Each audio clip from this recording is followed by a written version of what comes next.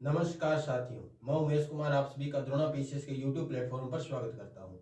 आशा करता हूं आप सब ठीक होंगे, अच्छी तरह से तैयारी कर रहे होंगे। हम पढ़ रहे थे ईओआरओ भर्ती परीक्षा के लिए महत्वपूर्ण नगर पालिका अधिनियम 2009। पिछली क्लास में हमने कुछ धाराओं के बारे में बात की थी। आज फिर हम सेशन को लेके आए हैं, आगे की और धाराएं पढ़ेंगे। हम तीसरा अध्याय पढ़ना प्रारंभ कर रहे थे। तीसरा अध्याय पढ़ना हम कंटिन्यू कर रहे थे, जिसमें हमने 60 तक धाराएं देख ली थी। आगे की धाराएं आज हम इस सेशन में देखने वाले हैं। तो शुरू करते हैं आज के सेशन को नगर पालिका अधिनियम 2009 के साथ।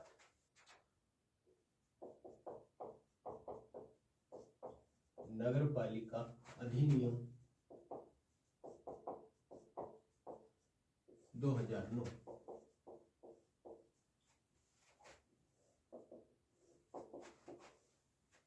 नगर पालिका 2009 नगर पालिका अधिनियम 2009। इस एक्ट की शुरुआत हुई थी 11 सितंबर 2009 को। राज्यपाल महोदय ने इस पर हस्ताक्षर किए थे। इसमें कुल 17 अध्याय हैं, 344 इसमें धाराएं हैं, 6 अनुसूचियां इसमें जोड़ी गई है। ये सारी की सारी बातें हमने पहले कर रखी है। 60 तक धाराएं हमने देख ली थी। अध्याय तीसरा हम पढ़ना कंटिन्यू कर रहे थे।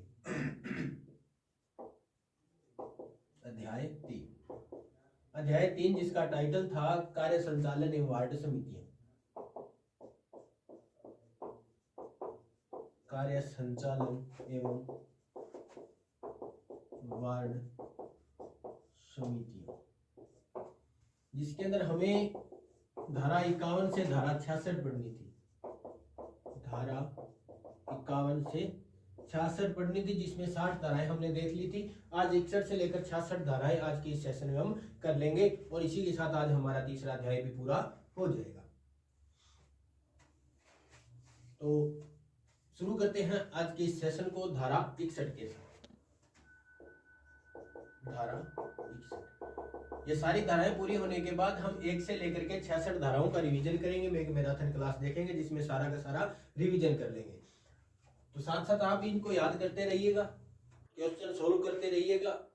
जितने ज्यादा हो उसके टेस्ट लगा के देखिएगा ताकि आपकी जो एक्यूरेसी है वो सही रहे। तो देखते हैं धारा 61 में क्या लिखा है। धारा 61 में लिखा है कि नगर पालिका की शक्तियां एवं कार्य समितियों को कब प्रत्यायोजित की जा सकती है।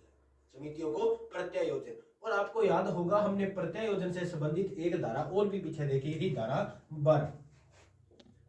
धारा 12 में लिखा था चुनाव आयोग के कार्यों को प्रत्यायोजित करना, अपने अधीनस्थ अधिकारियों को प्रत्यायोजित करना, धारा 12 में लिखा था। और धारा 61 भी इसी के साथ आप कनेक्ट कर सकते हो। धारा 61 में लिखा है कि नगर पालिका के कार्य एवं उनकी शक्तियां कब समितियों को प्रत्यायोजित की जा सकती है। तो ये इसका टाइटल है, तो इसका टाइटल लिख लेते हैं पहले। इसका टाइटल है कि नगर पालिका की शक्तियां, नगर पालिका की शक्तियां एवं कार्य समितियों को प्रत्यायोजित करना। समितियों को प्रत्यायोजित करना।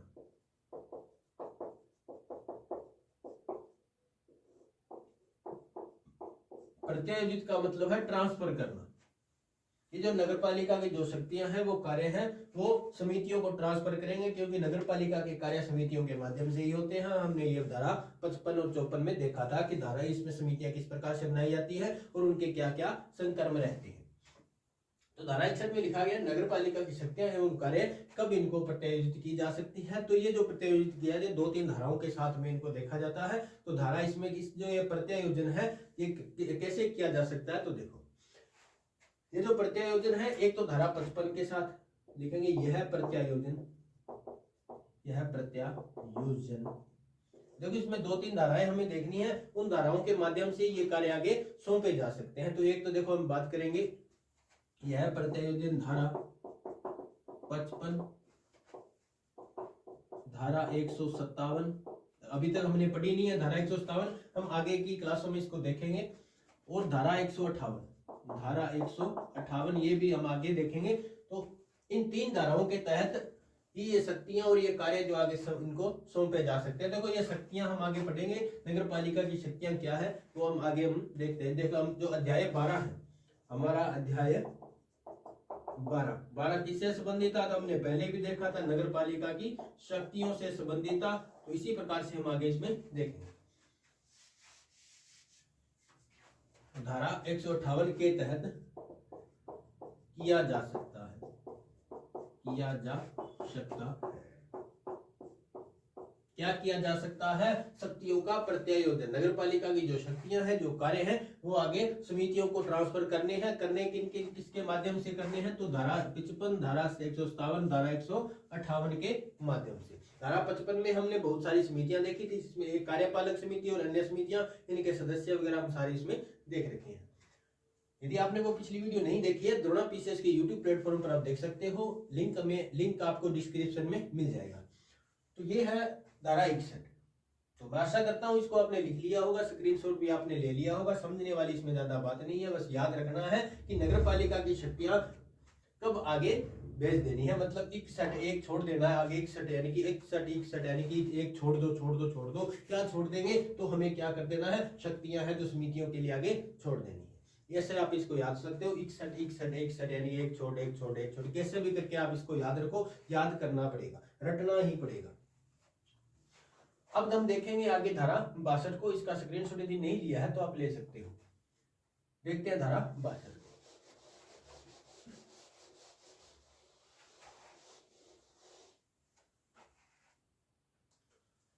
अब इसमें जो धारा 62 में अब क्या लिखा है, देखो पहले टाइटल लिख लेते हैं, फिर आगे इसको समझेंगे।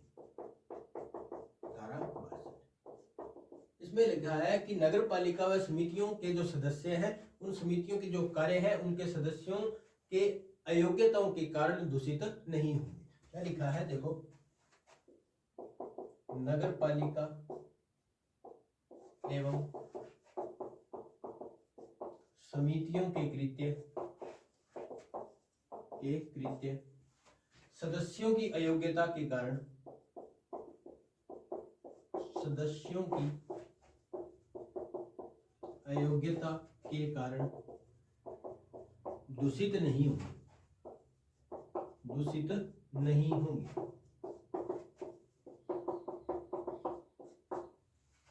लिखा है कि नगर पालिका एवं समितियों के जो कार्य है वो सदस्यों की अयोग्यता के कारण दूषित नहीं होंगे। क्या मतलब है इसका, ये समझो। जैसे कोई व्यक्ति, जैसे ये कोई ए व्यक्ति था और ये इस बी नगर पालिका में सदस्य रहा है, इसके साथ साथ ये सी समिति के अंदर भी क्या बन गया? सदस्य बन गया। गलत जानकारी के माध्यम से बना हो, चाहे किसी प्रकार से मिथ्या घोषणा करके ये आगे इसके अंदर सदस्य बना हो, या कुछ बाद में इसने क्या वजह से सदस्य बन गया, पिछले इसने कोई 1 साल तक ये सदस्य रहा और यहाँ पे बहुत सारे इसने कार्य किए। फिर बाद में पता चला कि इसने तो नगर पालिका में संविदा में अपना हित रख रखा है, नगर पालिका की किसी संविदा में या नगर पालिका के साथ इसने कोई फ्रॉड किया है। उसके बाद इसको यहाँ से बाहर निकाल दिया गया, इसको अयोग्य घोषित कर दिया गया, इसको बाहर निकाल दिया गया। ये इसने भ्रष्टाचारण किया हो, पहले चुनाव अपराध करके ये चुनाव जीता हो, तो यहाँ से इसको बाहर निकाल दिया गया, सदस्य इसको हटा दिया गया। अब इसको सदस्य से अयोग्य घोषित कर दिया, लेकिन इसके द्वारा जो पहले जो कार्य कर रखे हैं इसने, वो कार्य मान्य रहेंगे।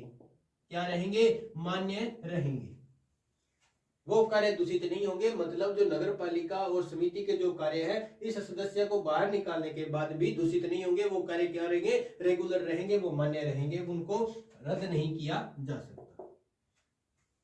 इस धारा का यही मतलब है। आशा करता हूं बात आपको समझ में आई होगी।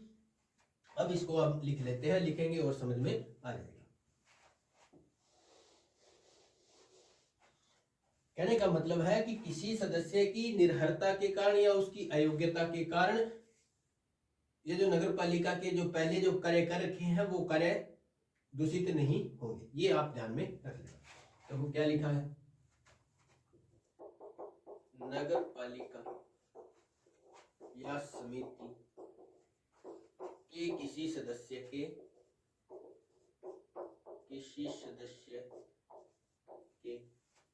अयोग्य घोषित होने पर, अयोग्य घोषित होने पर उसके द्वारा पूर्व में किए गए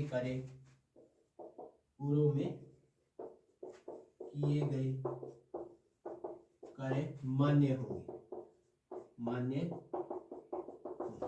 बस इतनी सी बात इसमें ध्यान में रखनी है कि नगर पालिका एवं समितियों के कार्य उसके सदस्यों के अयोग्य घोषित होने के बाद दूषित नहीं होंगे। पहले उसके द्वारा जो पहले कार्य कर रखे हैं वो मान्य रहेंगे। जैसे किसी व्यक्ति को हटा दिया जाता है तो वो कार्य करना बंद कर देगा, लेकिन जो पहले उसके द्वारा जो कार्य कर रखे हैं वो सारे के सारे मान्य होंगे। धारा 62 में ये लिखा है, मतलब 62 ऐसे लिख देना अपने 62, मतलब ये 62 गुनी मारवाड़ी में गानी 62 गुनी 62 गुनी के कौन 62 का बिना कार्य जो पहला जो कर रखे है वे अब सही माना जाएगा, गलत को नहीं होगा। तो ध्यान रखियो कि इसमें क्या लिखा गया है, नगर पालिका और समितियों के कृत्य उसके सदस्यों की अयोग्यताओं के कारण दूषित नहीं होंगे, मान्य होंगे। पहले जो कार्य कर रखे हैं वो सारे के सारे मान्य होंगे। आप ये ध्यान में रख लेना, यानी कि नगर पालिका की किसी भी कार्यवाही पर उसका कोई भी प्रभाव नहीं पड़ने वाला यदि सदस्य को हटा दिया जाता है तो। ये है धारा 62।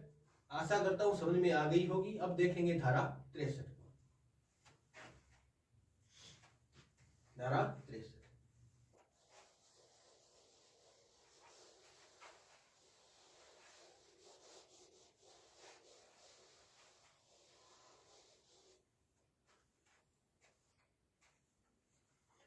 धारा 63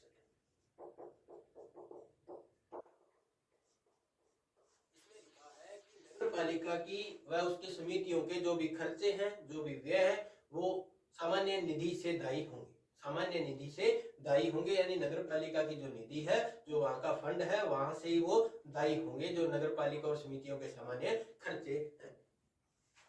क्या लिखा है इसमें, देखो टाइटल इसका है नगर पालिका एवं समिति के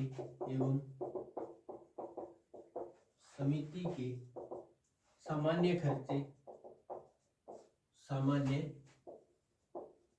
खर्चे या व्यय साधारणतया निधि से दायी होंगे, साधारणतया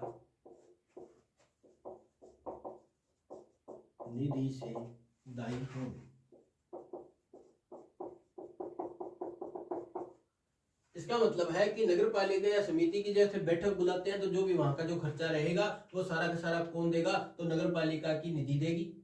समिति है तो वो भी नगर पालिका है, नगर पालिका की निधि ही वहां का सारा खर्चा वहन करेगी। ऐसा नहीं होगा कि किसी व्यक्ति को अपने घर से नगर पालिका ऑफिस में आना है, जो सदस्य है उसको नगर पालिका की बैठक के लिए आना है, रास्ते का जो भी खर्चा है वो कौन देगा, तो नगर पालिका देगी। इसका और आप इसको बात यहाँ से समझ सकते हो कि नगर पालिका और समिति के जो भी खर्चे हैं, जो व्यय है, वो कौन कहाँ से ये इतना पूछा जाएगा कि उसका वहन कौन करेगा। संचित निधि करेगी? नहीं। क्या लिखा हुआ है, सिर्फ निधि लिखा है। संचित निधि का यहाँ पे कोई भी प्रावधान नहीं है, वो केवल संसद के लिए होता है, राज्य के लिए होता है। तो आप यहाँ से ध्यान में रख सकते हो, साधारणतः के कहाँ से दिया जाएगा, तो नगर पालिका की निधि से दिया जाएगा। तो ये यहाँ से आप टाइटल याद रख सकते हो, इसमें ज्यादा और समझने वाली कोई बात नहीं है। धारा 63 में यही लिखा है कि नगर पालिका और समिति के जो भी खर्चे हैं, जो भी व्यय हैं, वो कौन वहन करेगा, उसका वहन करेगा नगर पालिका निधि। नगर पालिका निधि हम आगे देखेंगे, अध्याय 5 में हम उस नगर पालिका निधि के बारे में अच्छी तरह से डिटेल से पढ़ेंगे। तो ये धारा 63 है। अब इसी के साथ साथ में हम देख लेते हैं धारा 64 को।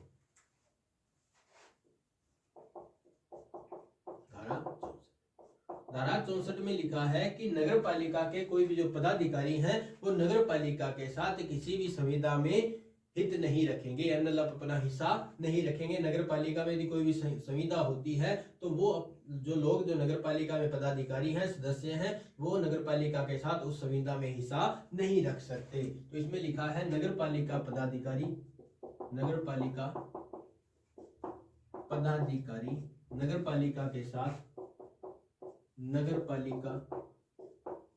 के साथ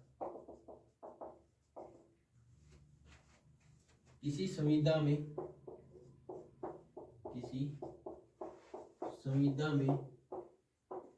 अपना हित नहीं रख सकेंगे। यानी नगर पालिका में जो भी संविदा आती है तो उसके अंदर वो अपना हित नहीं रख सकते। यदि ऐसा होता कि वो अपना हित रखेंगे तो वो अपने हिसाब से उसमें कार्य करते। उनको तो पहले ही पता चल जाता कि ठीक अब नगर पालिका में ये कार्य करना है, इस कार्य के लिए संविदा होगी तो उसमें हम अपने हित रख लेंगे। तो ऐसा नहीं है, उसमें इससे भ्रष्टाचार बढ़ता है, काम नहीं होता। इसीलिए इसमें कहा गया है कि जो भी पदाधिकारी है वो नगर पालिका के साथ किसी संविदा में अपना हित नहीं रखेंगे। मैं आशा करता हूँ ये बात आपको समझ में आएगी, इसमें ज्यादा कोई समझने वाली बात नहीं है। मतलब जो भी नगर पालिका में पदाधिकारी है वो अपना हित यानी कि अपना हिस्सा यानी अपनी भागीदारी नहीं रखेंगे, भागीदारी उसमें नहीं रखेंगे। तो ये है धारा 64। धारा 64 और धारा 65 एक साथ आप पढ़ सकते हो, क्योंकि धारा 64 में तो लिखा है कि नगर पालिका के साथ संविदा में हित नहीं रखेंगे, और धारा 65 में लिखा है यदि आप हित रखते हो तो आप पर क्या कार्रवाई हो सकती है। तो इसी के साथ हम देख लेते हैं धारा 65 को। तो लोग आपने स्क्रीनशॉट ले लिया होगा, बढ़ते हैं आगे, धारा 65 देखते हैं।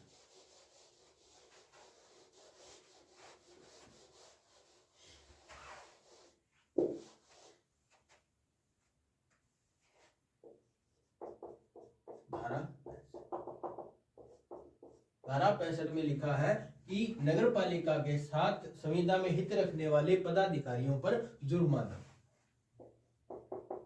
नगर पालिका के साथ किसी संविदा में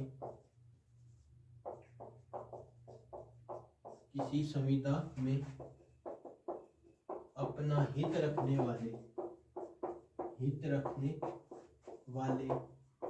पदाधिकारियों पर जुर्माना।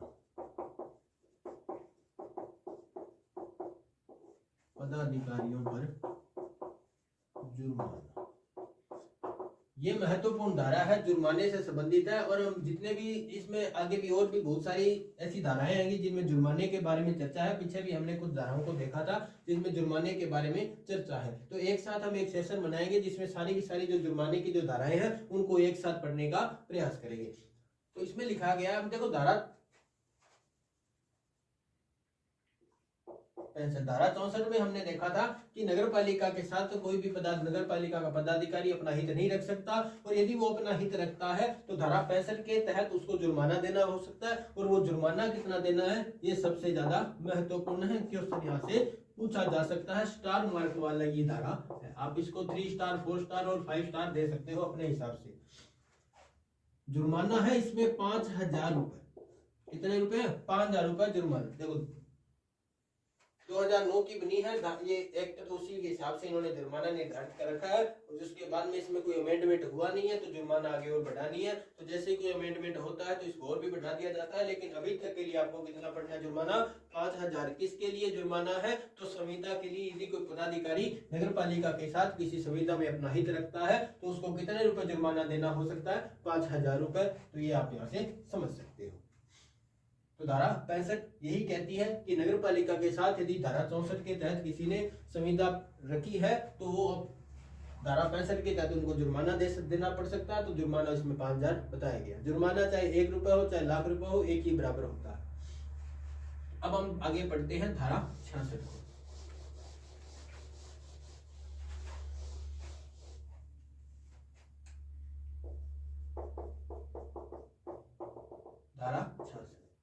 धारा 66 में नगर पालिका जो एक्ट है, ओरिजिनल एक्ट, उसमें एक परिभाषा दे रखी है। तो आपको वहां से उसको पढ़ना पड़ेगा। आपको इसका स्क्रीनशॉट या उसका पीडीएफ आपको टेलीग्राम चैनल पे मिल जाएगी। टेलीग्राम चैनल का लिंक आपको डिस्क्रिप्शन में मिल जाएगा, वहां से आप टेलीग्राम चैनल ज्वाइन कर सकते हो। और उसके अंदर आपको इसकी एक्ट की पूरी पीडीएफ आपको वहां पे मिल जाएगी। इसमें लिखा है लोक सेवक की परिभाषा, कि लोक सेवक कौन हो सकता है। लोक सेवक की परिभाषा, और इसकी परिभाषा आपको एक्ट में पढ़नी होगी। एक्ट की जो पीडीएफ है वो आपको टेलीग्राम चैनल में मिल जाएगी। टेलीग्राम चैनल आप यहां से ज्वाइन कर सकते हो, लिंक आपको डिस्क्रिप्शन में मिल जाएगा। तो धारा 66 में लिखा लोक सेवक की परिभाषा। आज हमने पढ़ी धारा 61, धारा 62, धारा 61, धारा 62, धारा 63, धारा 64, धारा 65 और धारा 66।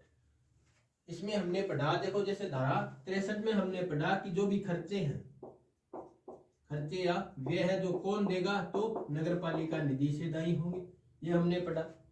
इसमें हमने धारा 64 में पढ़ा कि कोई भी पदाधिकारी संविदा में अपना हित नहीं रख सकता। और यदि संविदा में अपना हित रखा है तो उसको धारा 65 के तहत 5,000 रुपए जुर्माना देना हो सकता है।